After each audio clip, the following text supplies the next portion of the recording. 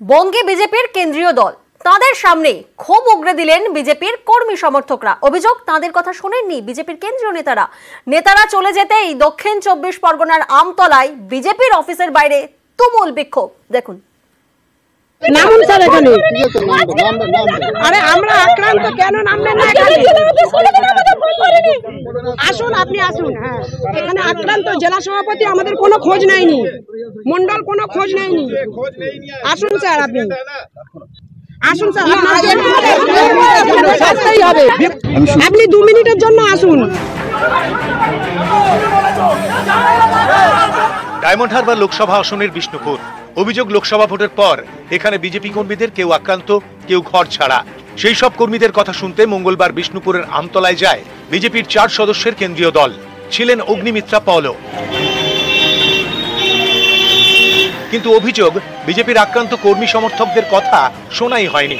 রাস্তায় দাঁড়িয়ে হাত দেখিয়ে কেন্দ্রীয় নেতাদের গাড়ি থামানোর চেষ্টা করেন অনেকে, কিন্তু বেরিয়ে যায় একের পর এক গাড়ি। অভিজিৎ সর্দার কি কেন্দ্র নেতৃত্বের মগজধোলাই করলেন, প্রার্থীর বাড়ির সামনে দিয়ে গেল। আমরা 80 থেকে 90 জন এখানে আক্রান্ত ব্যক্তিরা রাস্তায় দাঁড়িয়ে।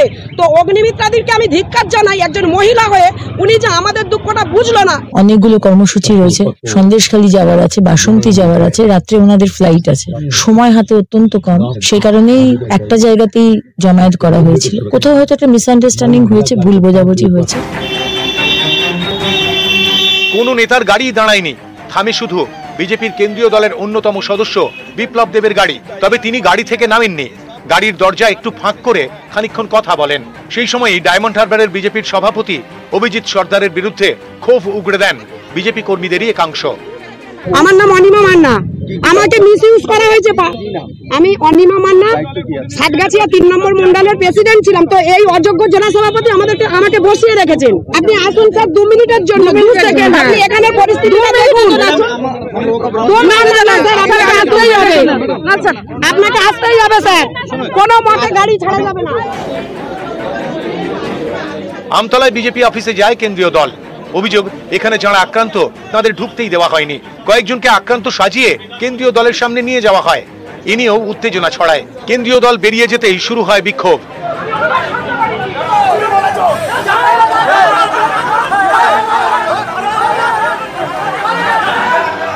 বিজেপির পার্টি অফিসে তালাও লাগিয়ে দেন বিক্ষোভকারী বিজেপি কর্মী সমর্থকরা।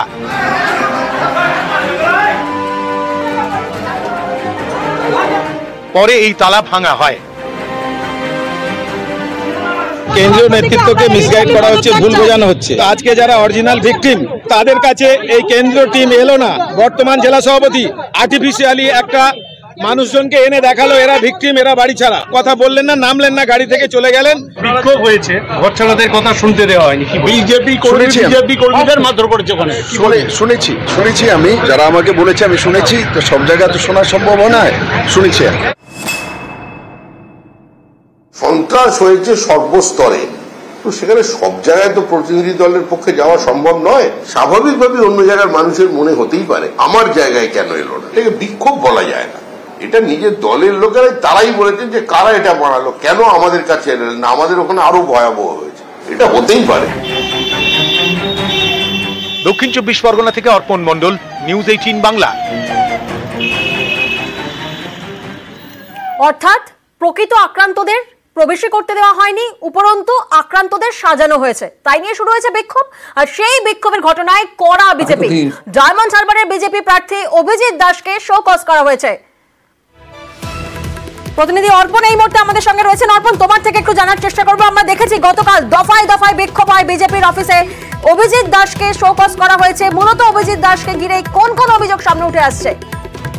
দেখো, রাজ্য বিজেপির তরফ থেকে সাসপেন্ড করা হয়েছে এবং অভিজিৎ দাসের বিক্ষোভের মুখে বিজেপির কেন্দ্রীয় প্রতিনিধি দল পার্টি অফিসে আসার পর তালা মারা এবং এই ঘটনায় উস্কানির অভিযোগে অভিজিৎ দাসের বিরুদ্ধে রয়েছে।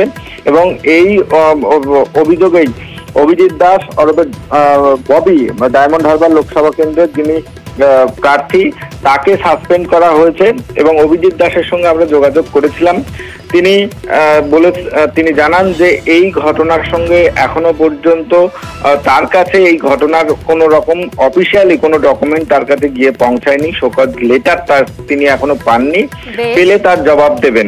এর পাশাপাশি তিনি জানিয়েছেন এই ঘটনার সময় তিনি সেখানে ছিলেন না, তার অসুস্থতার জন্য তিনি ডাক্তারখানায় গিয়েছিলেন। অর্থাৎ রাজ্য বিজেপির তরফ থেকে তাকে যদি শোকজ লেটার পাঠানো হয় তিনি জবাবে তার যে শারীরিক কন্ডিশন সেটাকে তুলে ধরবেন এবং এই ঘটনার সঙ্গে তার কোনো যোগ নেই, কার্যত তিনি স্পষ্ট করেছেন। তার কোনো যোগ নেই তিনি স্পষ্ট করেছেন। সুকান্ত মজুমদার তিনি বলছেন ডেকোরাম মানেননি, ডিসিপ্লিনারি অ্যাকশন নেওয়া হচ্ছে, শুনুন।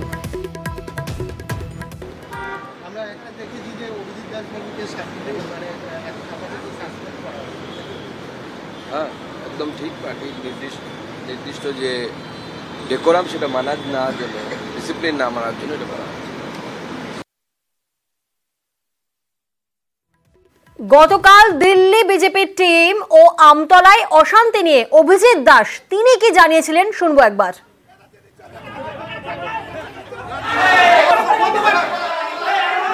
তো আমাকে তো কি ইনফরমেশন দেয়নি যে কেন্দ্রীয় প্রতিনিধি আসবে। আমাদের সমস্যা তো আমাদের মেটাতে হবে।